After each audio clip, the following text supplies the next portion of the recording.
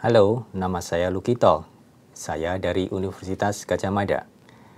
Kali ini saya akan menyampaikan tentang bagaimana TIK itu bisa kita manfaatkan untuk alat bantu di dalam memperkirakan risiko akibat bencana. Secara lebih spesifik, saya akan mengajak Anda untuk melihat sebuah perangkat lunak untuk mengestimasi potensi kerugian kerusakan yang disebabkan oleh gempa bumi. Perangkat lunak ini namanya adalah RADIUS, singkatan dari Risk Assessment Tool for Diagnosis of Urban Areas Against Seismic Disaster. Perangkat lunak ini diluncurkan pada tahun 1996 dalam rangka memperingati Dekade Internasional untuk pengurangan risiko bencana alam. RADIUS dirancang untuk digunakan bagi para perencana kota untuk memahami kotanya dan potensi kerusakan yang bisa dialami oleh kota tersebut akibat bencana gempa bumi. RADIUS itu digunakan untuk membantu pemerintah, terutama di negara-negara yang sedang berkembang, dalam mereka melakukan estimasi terhadap potensi kerusakan akibat gempa bumi. RADIUS dibuat dengan tujuan lebih untuk meningkatkan kesadaran dari pemerintah maupun juga masyarakat terhadap potensi kerusakan akibat gempa bumi, dan bukan ditujukan untuk penggunaan yang sifatnya profesional. Karena RADIUS ditujukan untuk menggugah kesadaran pemerintah dan masyarakat, maka RADIUS harus dapat diakses dan digunakan dengan mudah, seluas mungkin oleh pemerintah maupun masyarakat. Karena itu ada beberapa pertimbangan yang ditempuh di dalam RADIUS. Misalkan saja, RADIUS dijalankan di atas perangkat lunak Microsoft Excel. Kita tahu Microsoft Excel adalah sebuah perangkat lunak yang banyak sekali digunakan. Kemudian, faktor kesederhanaan pun dan kemudahan pun juga ditonjolkan di dalam RADIUS. Sebagai contoh, petunjuk penggunaan ataupun bantuan-bantuan di dalam menggunakan RADIUS itu juga bisa didapatkan dari perangkat lunak itu sendiri, sehingga pemakai tidak perlu mencari bantuan dari luar untuk bisa menggunakan RADIUS. Harapannya, RADIUS bisa digunakan oleh orang-orang yang tidak memiliki latar belakang khusus tentang teknologi informasi. Tetapi perlu diingat bahwa RADIUS bukanlah sebuah sistem informasi geografis. Untuk bisa menggunakan RADIUS, tentu saja kita harus menyiapkan beberapa data yang menjadi input atau masukan bagi RADIUS. Yang pertama, tentu saja kita harus memasukkan wilayah yang akan menjadi sasaran untuk kita perakirakan potensi kerusakannya. Kemudian kita juga harus memasukkan data tentang populasi dan juga sebarannya. Kita harus memasukkan data tentang bangunan yang ada di dalam wilayah-wilayah tersebut, juga sebarannya. Kita juga harus memasukkan data tentang karakteristik tanah yang ada di wilayah tersebut, dan juga sarana-sarana pendukung kehidupan seperti misalkan jaringan listrik, jaringan telekomunikasi, fasilitas air bersih, dan sebagainya. Dan yang terakhir, yang perlu kita masukkan juga ke dalam RADIUS adalah pengaturan dan parameter-parameter yang digunakan untuk melakukan simulasi gempa bumi. RADIUS akan memberikan beberapa informasi bagi kita. Yang pertama, RADIUS akan memberikan estimasi terhadap gerakan-gerakan tanah yang itu diungkapkan dalam intensitas PGA atau Peak Ground Acceleration, dan ini mengukur seberapa besar gerakan-gerakan tanah yang terjadi, atau di dalam skala MMI atau Modified Mercalli Intensity, yang ini mengukur seberapa besar efek gempa yang terjadi. Radius juga akan memperkirakan seberapa besar kerusakan bangunan yang ditimbulkan oleh gempa, kerusakan sarana atau prasarana pendukung kehidupan, dan juga dampak terhadap manusia. Berapa jumlah korban meninggal atau jumlah yang luka-luka. Dan itu semua dilengkapi dengan tabel-tabel yang menunjukkan ringkasan dari informasi-informasi yang disampaikan tadi, dan juga peta-peta tematik. Baik, mari kita lihat bagaimana radius bekerja. Nah, pertama kali, seperti tadi saya sampaikan, kita harus memasukkan data tentang daerah atau wilayah yang akan kita estimasi. Daerah atau wilayah yang akan kita estimasi itu akan direpresentasikan di dalam bentuk kotak-kotak seperti terlihat di dalam tayangan yang disebut dengan grid atau mesh. Ukuran tiap kotak bisa bervariasi, bisa 2 km kali 2 km atau 5 km kali 5 km dan seterusnya. Nah, kemudian wilayah yang akan kita estimasi itu harus kita tentukan seberapa luasannya, dan itu kemudian kita representasikan di dalam bentuk kotak-kotak grid atau mesh tadi. Di sini yang paling penting adalah bagaimana grid atau mesh tadi itu betul-betul bisa mencerminkan area atau wilayah yang akan kita estimasi. Akurasi menjadi penting di sini. Nah, setelah itu kita juga perlu memasukkan data jumlah populasi dan jumlah bangunan.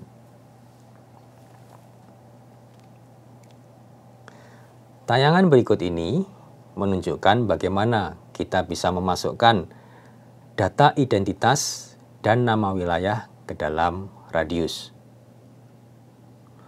Jadi, yang kita lakukan di sini adalah menghubungkan antara setiap wilayah dengan grid atau mesh yang mewakilinya. Dan kita melakukan ini untuk setiap grid atau mesh yang ada di dalam peta tersebut.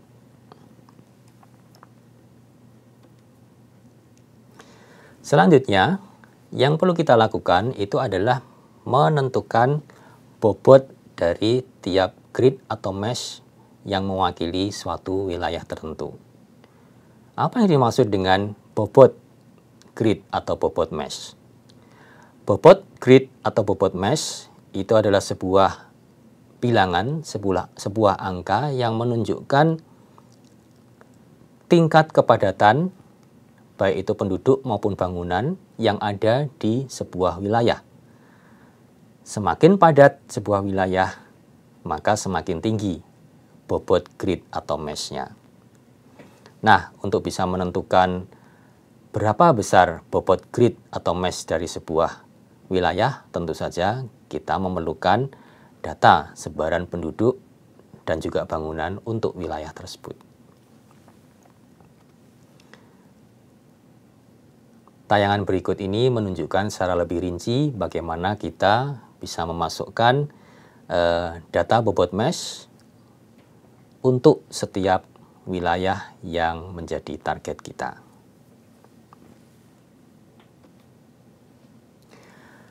Berikutnya, yang kita perlukan adalah data tentang karakteristik tanah yang ada di wilayah-wilayah yang menjadi sasaran kita. Data tentang karakteristik tanah ini kita perlukan untuk menentukan dan menghitung seberapa besar pengaruh dari gerakan tanah terhadap bangunan-bangunan yang ada di atasnya.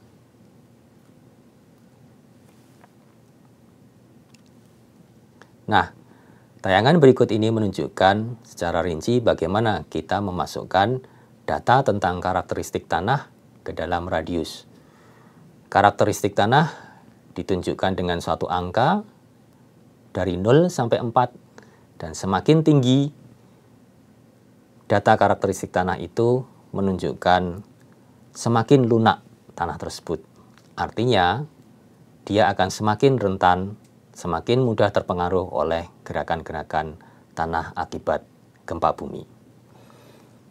Dan sama seperti sebelumnya, data ini dimasukkan untuk tiap mesh yang mewakili sebuah wilayah tertentu.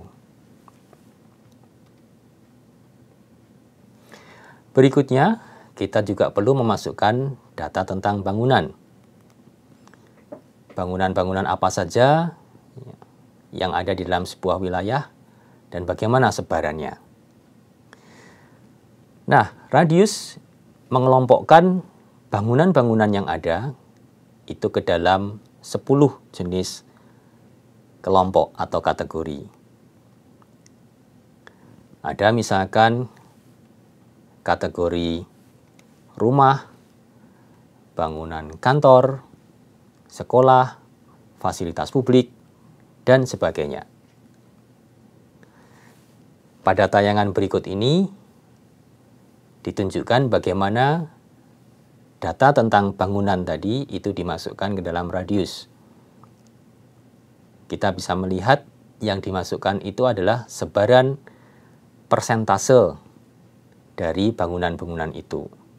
Dan sekali lagi, ini juga kita lakukan untuk setiap mesh yang ada di dalam peta.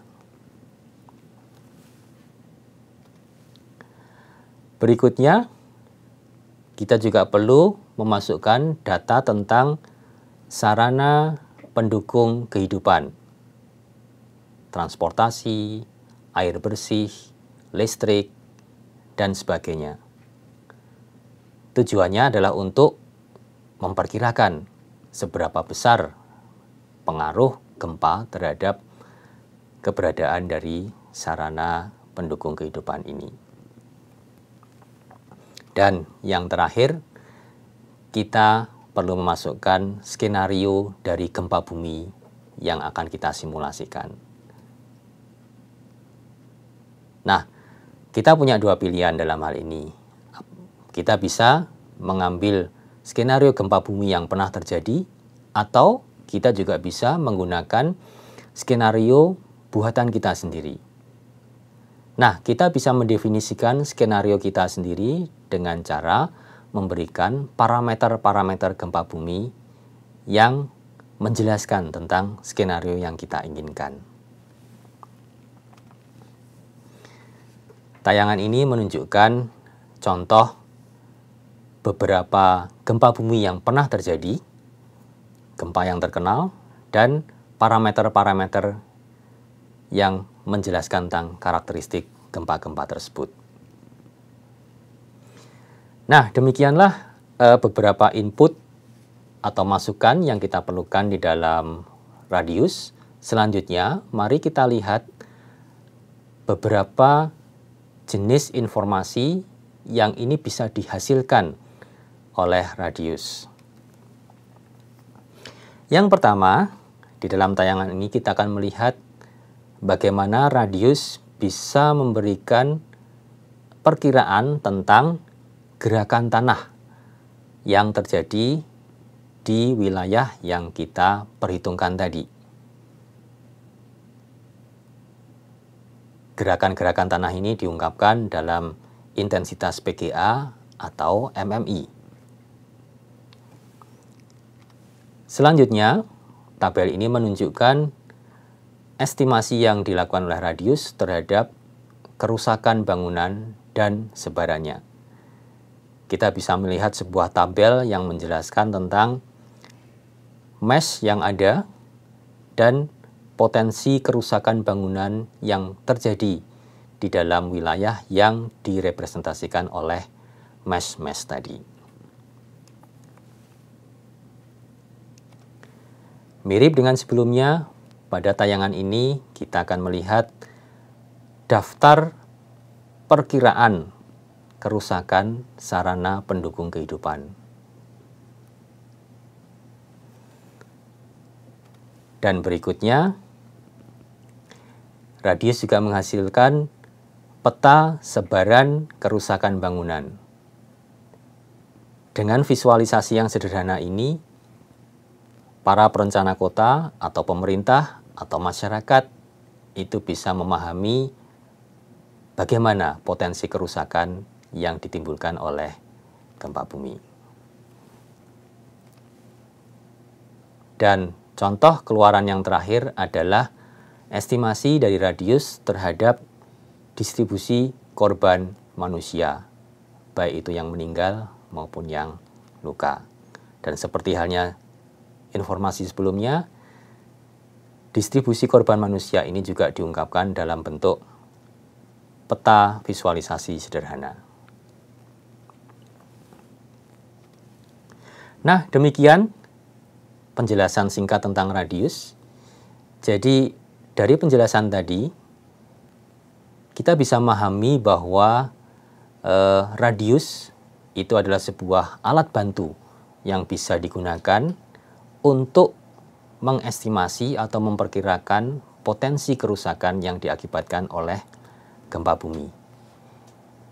Di dalam melakukan perkiraan tadi, kita bisa menggunakan skenario gempa-gempa yang sudah pernah terjadi sebelumnya, atau kita juga bisa menggunakan skenario menurut definisi kita sendiri.